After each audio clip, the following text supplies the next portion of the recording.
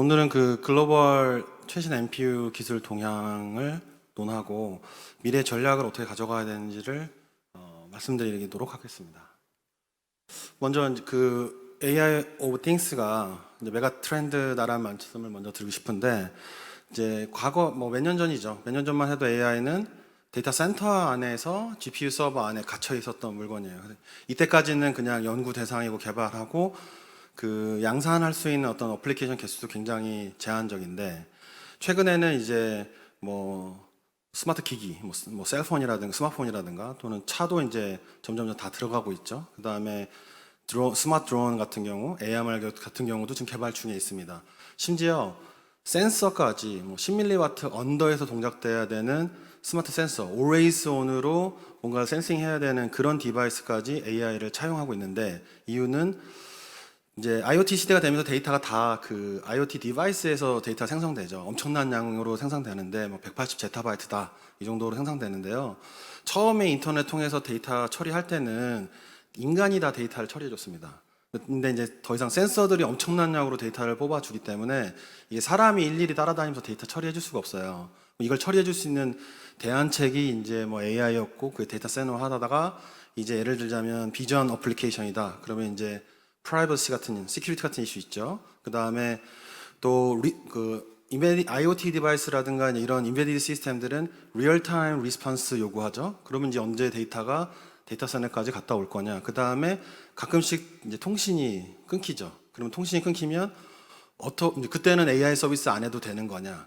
이런 문제들이 있어서 더 이상 이제 그 AI 서비스가 그냥 데이터 센터에서만 있는 게 중요한 게 아니라 센서까지 데이터가 생긴 곳에서 데이터를 소진시키고 처리해주는 능력이 좀 필요한 거죠.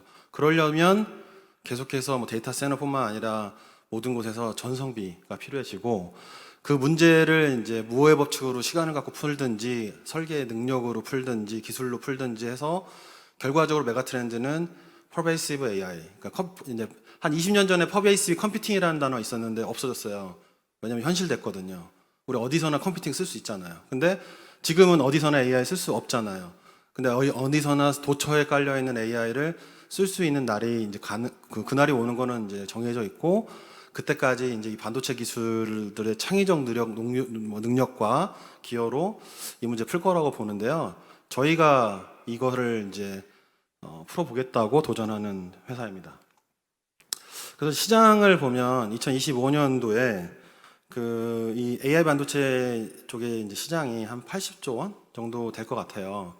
근데 그 중에서 엣지 디바이스에 들어가는 AI 반도체는 한 52 빌리언 달러 정도 될 것 같고, 그 다음에 서버가 한 19 빌리언 정도 할 거로 보는데, 이제 여러분 일반적인 생각에서는 트레이닝 시장이 클 것 같은데, 트레이닝 시장보다 인퍼런스, AI 서비스하는 이제 프로세서의 시장이 더 커집니다. 왜냐하면 학습은 열심히 해서 양산형 알고리즘 만들 때까지만 쓰는 거고, 서비스가 생기면 엄청나게 많은 대수의 서비스 노드를 위해 서비스를 항상 오리지널 해야 될 수도 있는 그런 이제 서비스들이 존재하겠죠. 그거를 서비스 할 수 있는 그런 프로세서는 트레이닝과 인퍼런스 원리로 분리가 될 거로 이제 보는 거죠. 저희 회사는 저 파란색과 빨간색, 그러니까 엣지와 그 다음에 AI 서비스를 하는 인퍼런스 원리 서버 프로세서까지를 저희가 준비합니다. 그래서 각 섹터의 장단점, 특이점들이 좀 있는데요. 근데 데이터 센터의 트레이닝 이제 시장에서는 중요한 게 연산력이 굉장히 좋은 것도 다 중요하지만, 그래도 계속 쓰던 레가시이기 때문에 소프트웨어 디벨롭먼트 인바이러먼트가 굉장히 중요합니다. 왜냐하면 계속 쓰던 환경이라 그걸 계속 쓰고 싶어 하거든요, 개발자들이. 그리고 저 기술을 쓰려고 하는 커스터머가 누구냐면 AI 알고리즘 개발자예요. 전문가들이죠. 그분들이 쓰는 소프트웨어 인바이러먼트를 이제 만들어 줘야 되는 거고, 인퍼런스로 넘어오면 사실은 이제 양산형으로 알고리즘이 이제 개발된 이후에 이거를 디플로이 시켜서 양산 서비스를 해주기 때문에 사실 개발에 많은 시간들이 필요하지 않습니다. 그 얘기는 그 리치한 소프트웨어 디벨롭먼트 인바이러먼트가 필요한 것보다는 코스트가 굉장히 중요하고요. 왜냐하면 이제 양산으로 가기 때문에 개수가 엄청난 숫자로 불어나거든요. 알고리즘 하나는 한 곳에서 개발될 수 있지만, 그게 이제 양산화 시작되면은 몇천 노드 서비스가 될 수 있고 몇백만 노드 서비스가 될 수도 있어요. 그러면 이제 대수가 엄청나기 때문에 가격 이제 문제가 있을 수 있고, 그 문제 안에서 또 이제 예를 들면 모바일 플랫폼이라든가 엣지로 내려가면 파워가 또 굉장히 극심하죠. 근데 사실 데이터 센터도 현재 파워의 이슈가 굉장히 높습니다. 여러분들이 생각하는 것처럼 마음대로 파워를 팡팡 쓰면 되는 그런 시대는 이제 가고 있다. 이렇게 보시면 될 것 같고요. 잠시만요. 오케이. 그래서 한 가지 이제 그 얼리 무버의 이제 실패를 잠깐 얘기하면서 AI 반도체 그냥 만들면 되는 게 아닌 거를 좀 설명드리고 싶은데요.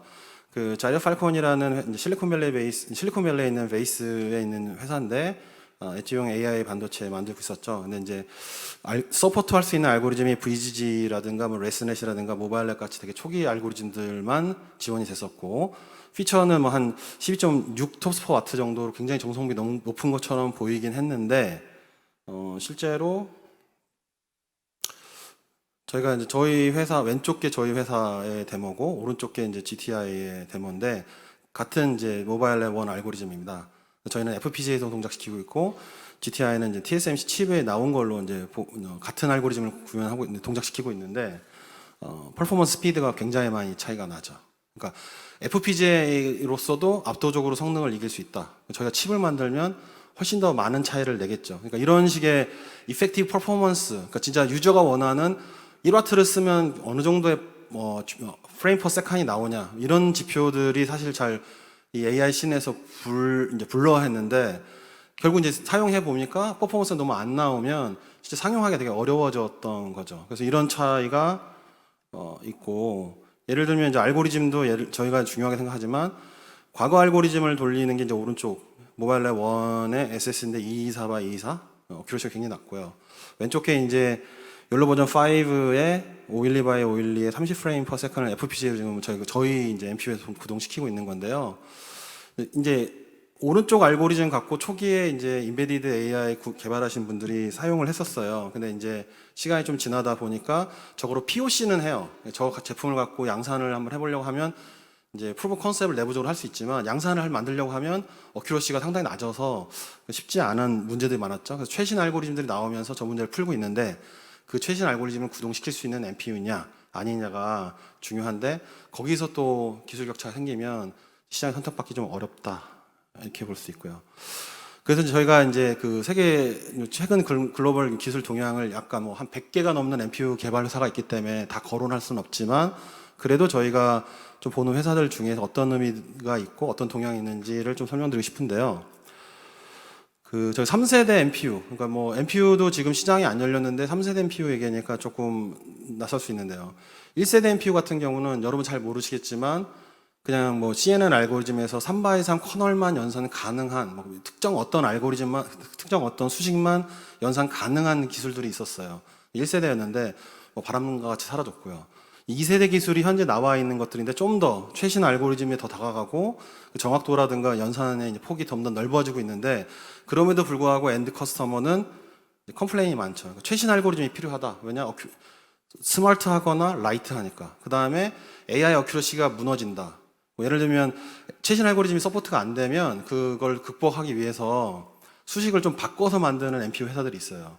보면은 어큐러시가 많이 무너지는데 약간은 이제 그게 페이크성인데 그렇게 해서라도 최신 알고리즘 서포트 한다고 말하는 회사들도 있고, 그 다음에 실제 써 있는 텁스, 그러니까 여러분들이 이제 처음에 AI 반도체 만드시던 회사들이 커머셜라이즈 하기 위한 키워드로 텁스, 테러 오퍼레이션 퍼 세컨 또는 텁스 퍼 와트, 전성비는 이런 거다 이렇게 말을 했는데 실제 그 수치하고 나오는 성능하고 비례하지 않거나 또 그게 실제로 의미가 아예 없는 경우에 NPU들도 많았어요. 그래서 많이 현혹됐었는데 이펙티브 파워나 퍼포먼스 이피션시가 좋은 기술이 아니면 또 이제 선택받기 좀 어렵고, 그 다음에 메모리 이피션시가 굉장히 중요하죠. 왜냐하면 AI 반도체가 데이터를 굉장히 많은 양을 필요로 뭐 읽기 쓰기를 하기 때문에 메모리를 어떻게 잘 관리하냐에 따라서 성능도 좌우받고 그 다음 BOM도 좌우받습니다. 그 다음에 제일 중요한 마지막 단계가 소프트웨어 개발 환경. 그러니까 커스터머가 쓸 수 있는 가장 편한 소프트웨어 디벨롭먼트 킷을 만들어 줄 수 있는 회사냐 아니냐가 앞에 있는 기술들 다 만들었다 하더라도 시장에서 선택받을 거냐 안 받을 거냐가 정해지고요. 마지막에서 항상 그 매스 프로덕션이 되고 나면은 프라이스 앤 코스트가 어떤 경쟁력을 갖느냐 이게 문제가 이제 이게 많이 키가 되는데요. 저희가 이제 최근에 이제 실리콘밸리에서 Embedded Vision Summit이라고 이제 비전 어플리케이션 관련된 AI 이제 하드웨어라든가 그 관련 기술들의 이제 이벤트가 있었는데요. 거기서 저희가 이제 눈여겨 봐오던 회사들의 기술들을 좀 더 잘 보게 됐는데, 헤일로라는 회사는 이스라엘 회사이고, 그 다음에 이제 디램리스 MPU, 엣지에서도 디램리스 MPU를 추구하면서 SRAM을 내부에 32MB를 집적했는데요. 이게 장단점이 있어요. D램을 안 쓰는 면에 장점이 분명히 있지만 인터널 SRAM이 32MB라는 거는 그 수율 문제가 있다 치면 가격 경쟁력에서 크게 차이가 날 거로 보는 거죠. 그래서 이런 어프로치를 왜 하는지는, 기술적으로는 D램에 갔다 오지 않고 SRAM을 갔다 오면 파워를 굉장히 소모하거나 퍼포먼스가 좋아지는데, 예를 들자면 이런 거죠. CPU에서 캐시가 크면은 힛이 많이 나니까 성능이 좋아진다. 그러면 D램을 다 띄고 캐시를 굉장히 크게 만들어서 프로그램을 다 올리면 되겠네 같은 어프로치, 그러니까 극단적으로 말하자면 그런 어프로치인데, 그러면 이제 양산성이라든가 가격 경쟁력에서 어떨 거냐가 이제 퀘스천에 좀 붙고요.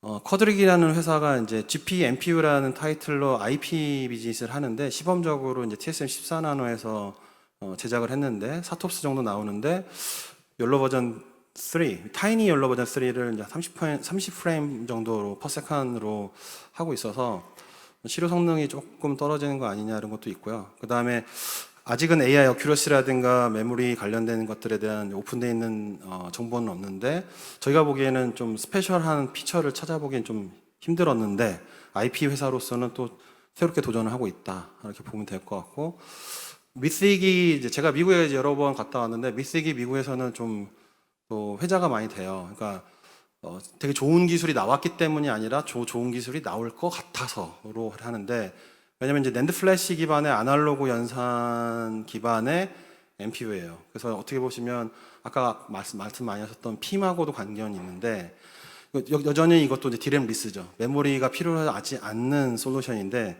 저희가 이제 조금 생각하는 거는 저게 이제 배경 작업이라든가 또 여기 뭐 스닉 패스 커런트라든가 이런 게 해가지고 아날로그 방식은 역시 노이즈에 취약한데 굉장히 과격한 오퍼레이팅 베리언스를 겪게 되는 그런 솔루션이죠. 그래서 정확도가 낮을 건데, 이를 이제 리트레이닝 기반으로 트레이닝을 해서 어큐러시를 올린다고 계속 하고 있지만, 아직 한 1년여 지났는데 아직까지도 원하는 만큼의 어큐러시가 안 나와서, 역시 저 미스틱 같은 어프로치는 어큐러시가 좀 덜 나와도 되는 초저전력의 어플리케이션에서 사용이 좀 제한적으로 될 것 같다 정도가 제 예상이고요.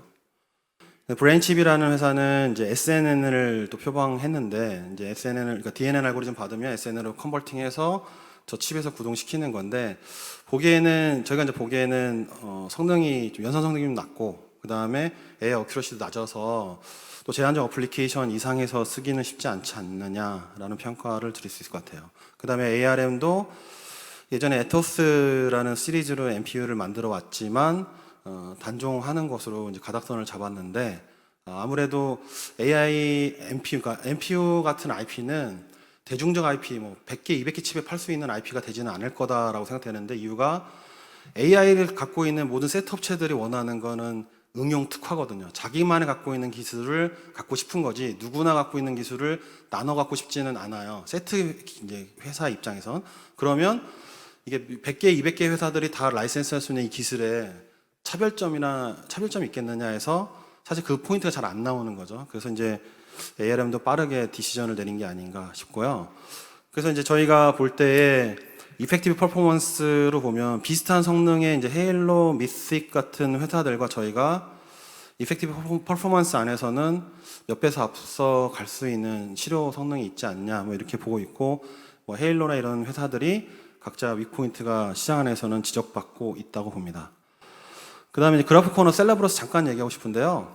이 AI부터는 사실 컴퓨테이션 덴시티가 가장 중요합니다. 작은 장소 안에서 많은 연산을 해내고 마무리 쳐야 이 데이터를 뭐 예를 들면 칩 투 칩으로 옮긴다든가 메모리로 옮긴다든가 DRAM이라든가 오프칩 메모리로 옮긴다든가 이렇게 굉장히 많은 코스트거든요. 그래서 극단적으로 다이 위에다가 메모리를 다 올려서 연산을 효율롭게 만드는 아키텍처들, 저기 그래프코어라든가 그래프코어의 이제 IPU라든가 셀러브러스 뭐 그 실리콘 그 다이 그냥 원다이를 만드는 그런 어프로치인데, 그럼 또 계속 질문이 나오는 거죠. 일드는 어떻게 할 것인가? 그럼 가격이 어떻게 될 것인가? 그리고 저게 이제 트레이닝 이제 기술인데 엔비디아하고 이제 경쟁할 때는 또 어떤 의미를 남길 거냐? 왜냐하면 소프트웨어 인바이러먼트는 스타트업 때 대기업의 차이거든요. 그래서 몇십 년을 만들어 오는 소프트웨어 인바이러먼트를 트레이닝 시장, 전문가가 사용하는 시장에서 해결할 수 있을 거냐? 이런 것들이 또 질문으로 남는 어프로치 같아요. 그럼 저희 회사는 이제 이 3세대 NPU 이제 시장에서, 그러니까 저희 3세대로 말하는 거는 커스터머가 원하는 기술을 조사했을 때 그걸 어떻게 먼저 맞추는 회사가 이제 그 3세대 기술로 매스 프로덕션으로 갈 거다라고 보는 건데, 저 밑에 있는 회사들을 저희가 이제 한 가지씩 약점을 갖고 있기 때문에 한 가지 이상씩 약점을 없애는 게 이제 선택을 받을 거라고 봤다면, 디벡스가 이제 남다른 점은 일단 저희가 소타 알고리즘들을 서포트합니다. 근데 이게 페이크 수식이 아니라 트루 수식이 있는 그대로를 서포트해서 욜로 버전 X, 욜로 X 같은 경우는 전 세계 최초로 NPU에서 데모 시연했고요. 일단 이피션 낼 때까지 돼 있고, 최근에 욜로 X 나와서 거기까지 대응하면 그 최신 알고리즘에서 그 이제 매스 프로덕션을 하려고 하는 개발자들이 원하는 알고리즘을 대응한다. 근데 트루 수식으로 한다는 게 중요하고, 두 번째는 그래서 트루 수식으로 하다 보니까 보통 이제 NPU에서 인티저 8bit을 사용할 수가 있어요. 특히 엣지 같은 곳에서. 근데 그곳에서는 어큐러시가 조금 무너질 수 있습니다. 예를 들면 GPU는 FP 32비트를 사용하고요.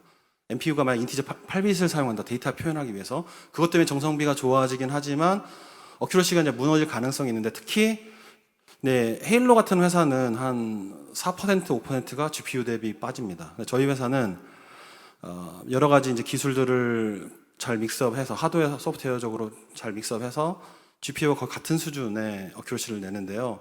한 0.4%가 어큐러시가 드랍될 수도 있지만 또 어큐러시가 또 그 정도 이상 올라갈 수도 있는 그 이제 있어서 저희가 이제 거의 GPU 라이크한 어큐러시다. 이론의 한계를 뛰어넘는다 이렇게 표현을 하고 있고, 그다음에 전성비는 항상 중요한데 모두는 이제 많은 부분에서 톱스 퍼 와트만 생각하는데, 사실은 톱스를 쓰면 FPS가 얼마가 나느냐 얘기를 해야 돼요. 그래서 FPS 퍼 탑스는 현재 저희 회사가 지금 거론되는 회사에서 안에서는 가장 효율이 높은데, 저희가 내부적으로 이제 그거는 이제 시뮬레이션 상으로 결정이 나니까 아는데, 톱스 퍼 와트는 저희가 봤을 때 굉장히 높은 수준인데, 이건 칩이 나와서 실측을 해봐야 입증할 수 있는데요. 그래서 두 개, FPS 탑스하고 톱스 퍼 와트를 곱한 수치, FPS 퍼 와트, 1와트를 쓰면 실제적으로 몇 번의 AI 인퍼런스를 하느냐, 이 수치에 대해서 사실 잘 공개 안 해요. 근데 저희가 이제 계산을 다 해보니까 저 수치 안에서 우리가 세계 최고 수준 도전해 볼 수 있다, 충분히 해보고 있다, 의미 있을 것 같아서 내년을 굉장히 기대하고 있고요. 그래서 뭐 증명으로 따지자면 욜로 알고리즘 같은 경우에 저희가 그 버전 5까지 뭐 시연을 좀 했었는데, 모바일 랩 1 같은 것들을 많이 시연을 했었어요. 차이가 어느 정도냐? 저 왼쪽 게 욜로 버전 5니까 개발자라면 다 저걸 원하겠죠. 저렇게 인식을 많이 해낼 수 있으니까. 그 다음에 욜로 버전 X죠.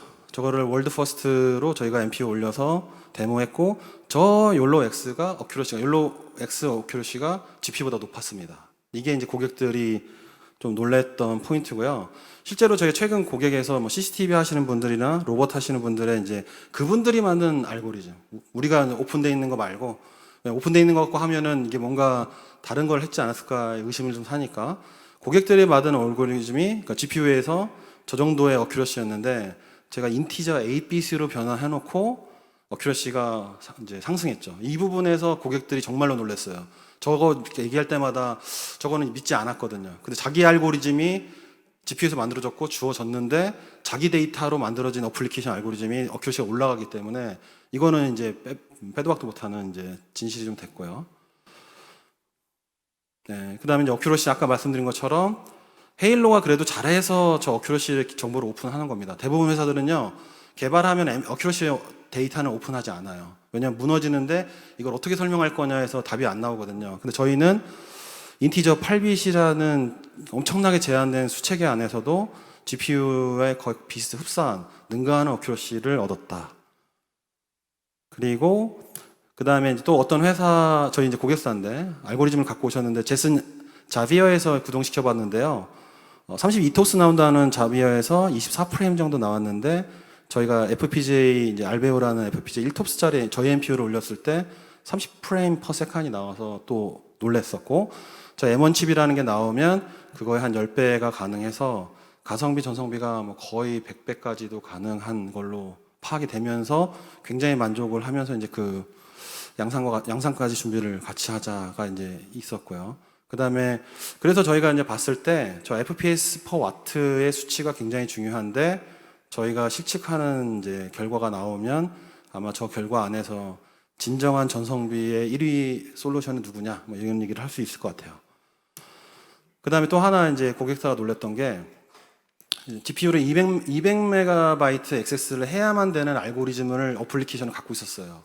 근데 그거를 저희 퀀타이제이션 하니까 200메가가 이제 디램 액세스가 50메가로 떨어졌죠. 그래서 이제 그 정도까지는 이해 갔는데, 저희가 내부 소프트웨어, 하드웨어를 코어 오티마이제이션 하니까 최대 7메가까지만 디램을 액세스하면 인퍼런스 한 번이 되는 거였죠.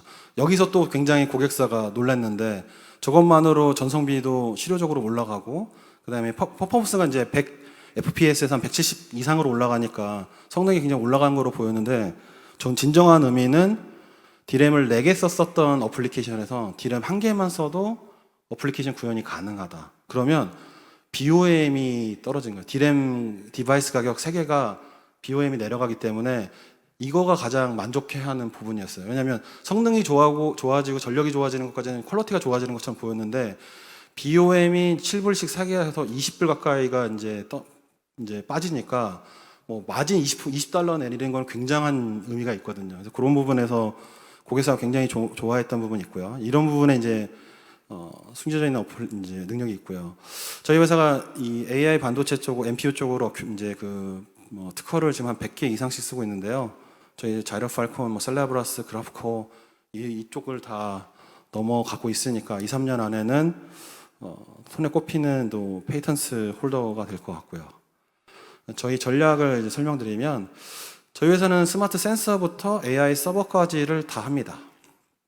그래서 저희가 하는 걸 컨트리뷰션을 간단히 말씀드리면, 고객이 AI 그 소프트웨어 디펙트 스탠다드에서 만들어진 그 AI 알고리즘을 주시면 그냥 저희 인베디드 저희 칩이라든가 저희 솔루션에 바로 컨버팅할 수 있는, 그러니까 SDK에 대해서는 고객이 몰라도 되는, 저희가 자동화시키는 이런 이제 타겟을 갖고 있는데요.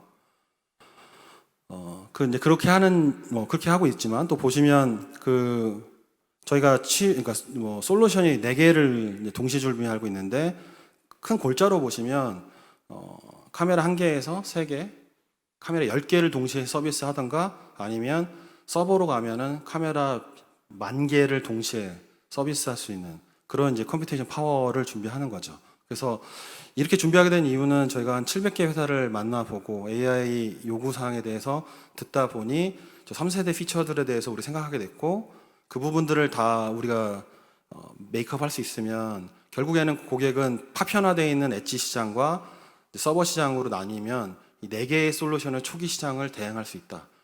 제가 봤을 때는 이제 AI 반도체 시장이 융성해지면 저희가 그리고 그 메이저 회사가 되면 10개의 시리즈 칩을 갖게 될 거다. 왜냐하면 엔비디아도 GPU 3D 게임 하기 위해서 매번 내놓을 때마다 시리즈가 한 10개씩 나오거든요. GPU 카드가. 근데 엣지는 더 파편화되어 있는데 카메라 개수와 기능에서 파편화되어 있으니까 그걸 대응하려면 멀티 솔루션을 동시에 내놓지 않으면 굉장히 어렵게 될 거다 보고 이렇게 이제 준비하게 됐죠. 그래서 뭐 M1 칩 같은 경우는 A 시리즈 CPU가 듀얼로 있고 M 시리즈 CPU가 듀얼로 있고요. 그 다음에 LPDDR4X, 5, 뭐 PCI, USB, SDIO, 뭐 ISP 그 안에 저 12,000개의 맥을 갖고 있는 저희 자사 만든 NPU가 같이 있습니다. 그래서 이거는 그 라즈베리 파이라든가 퀄컴 솔루션의 M.2, 뭐 서버에도 M.2 모듈로 붙일 수도 있고 단독으로도 서비스를 할 수 있는 그런 이제 AP일 수도 있고 엑셀러레이션 칩이 그러니까 솔루션이 될 수도 있는 그런 솔루션이고요. 그래서 뭐 저희가 이제 그 텐서플로우나 뭐 파이토치 같은 데서 고객이 만든 알고리즘 받으면 파이토치 이제 파이썬의 API로 변환해서 그래프 데이터 플로우 그래프 형태로 바꾸고 그걸 뭐 수체계를 바꾼 다음에 그 안에서 나머지 이제 하드웨어 리소스를 감안하면서 컴파일레이션 하는 이런 체계를 갖고 있는데 고객분들은 이거에 대해서 모르셔도 됩니다. 저희가 이 모든 문제를 풀고 고객한테 하는 말은 just bring your AI models. 그러니까 AI 모델만 갖고 오시면 나머지는 칩에 인베딩 시키는 거는 저희 SDK가 할 거다. 이렇게 보는 거고요. 그리고 이제 저희가 최근에 이제 AI 인퍼런스 서버를 타겟팅 하겠다라고 얘기하니까 이제 질문이 많이 들어왔어요. 왜 디벡스가 저쪽을 보게 됐느냐? 지금 보고 있는 게 아니라 꽤 오래전부터 보고 있었고 이건 저희가 보려고 봤던 건 아닌데요. 뒤에서 더 설명드리겠지만 그래서 저게 렉당 한 30팝스 가까이 그러니까 초당 3경의 연산 AI 연산이 가능한 수준의 솔루션입니다. 카드는 거의 500톱스 정도를 처리할 수 있는 솔루션이고요. 저희가 내년 상큐 정도에 만나볼 수 있을 것 같은데 저런 이제 솔루션이 왜 필요하게 됐는지를 설명을 좀 드리면서 재밌어진 다음 이제 AI는 어떻게 지금 이제 흘러갈 것이냐 반도체는 이렇게 말씀드릴 수 있는데요. 그러니까 엔비디아가 트레이닝 시장에서 지금 아직도 메인이죠. 저는 학습하는 시장 안에서는 엔비디아가 계속해서 리더십을 가질 것 같아요. 왜냐하면 학습은 뭐 알고리즘 하나를 똘똘하게 만드는 거기 때문에 그렇게 만드는 거에 있어서는 뭐 비용이 몇 배 더 들더라도 좀 소프트웨어 편의가 좋아서 소프트웨어 환경이 편리하니까 그 부분에서 잘 쓸 수 있으면 좋을 것 같은데 거기에 이제 예를 들면 뭐 거대 AI 모델이라든가 그걸 빨리 학습해야 되는 어떤 강한 니즈가 있는 고객들은 그래프콘이나 셀러브러스의 필요가 분명히 있을 것 같기는 합니다. 근데 그게 얼마나 많을 거냐에 대해서는 좀 질문이 있고 근데 그 아까 말씀드렸던 그 트레이닝 시장을 말고 AI 인퍼런스 서버 시장으로 온다면 그건 어떻게 될 것 같냐면 용호 쌍박의 상황이 될 거다. 서버를 전통적으로 만들던 회사들과 저 엣지 헤일로나 미스틱이나 뭐 GTI도 사실 만들었습니다. 저 서버형 그 솔루션을. 그럼 이들은 왜 죄다 만들고 있냐? 예를 들면 저는 미스틱이 저 PCI 카드 밑에 보이는 그 그림에 있는 걸 만들 때 조금 놀랐어요. 이유가 뭐냐면 어큐러시가 잘 안 나오는데 지금도 여러 가지 리트레이닝을 해도 잘 안 나오는 저 거를 서버에서 쓸 필요가 있었을까? 초저전력에서는 쓸 수 있을 것 같긴 한데 라는 거였는데 저기도 준비한다는 얘기는 저희가 준비하는 이유가 서버의 커스터머들이 요청을 하거든요. 2배, 3배 정도의 가성비가 있는 솔루션으로 엔비디아가 붙이면 이거 좀 게임이 안 된다. 왜냐하면 2~3배 갖고는 사실 소프트웨어적으로 불편하고 그 다음에 가격 관련된 것들은 또 조정을 마케팅으로 해오고 들어오고 있기 때문에 그래서 힘든데 만약에 이제 디벡스나 헤일로나 미스틱 같은 회사들이 전성비를 GPU 대비 10배 이상, 20배, 30배가 된다면 이거는 그 시장이 분명히 존재한다. 그러니까 뭐 예를 들면 인퍼런스를 대중적인 알고리즘을 사용해서 엄청나게 많은 서비스를 해야 되는 회사 입장에서는 가성비가 10배가 차이 난다 하면 조금 불편하더라도 불편한 점이 뭐가 있더라도 엔비디아 GPU 솔루션 대비해서는 사용할 수 있다. 이 얘기가 나오면서 헤일로도 미스틱도 저희도 콜을 받은 거죠. 그러니까 서버의 솔루션으로 갖고 와서 전성비 가성비에서 10배 차 이상을 극복해 달라. 이런 상황이라 이 두 양진영의 이제 그 싸움이 저 빨간색으로 표현되어 있는 시장 안에서 각축전이 일어날 거다. GPU보다 10배, 20배 싼데 GPU만 갖고 서비스 할 거냐의 질문에 대해서는 대답하기 쉽지 않은 거죠. 2~3배까지는 그래도 나는 GPU를 쓰기 쉽다가 현재의 상황인 것 같은데요.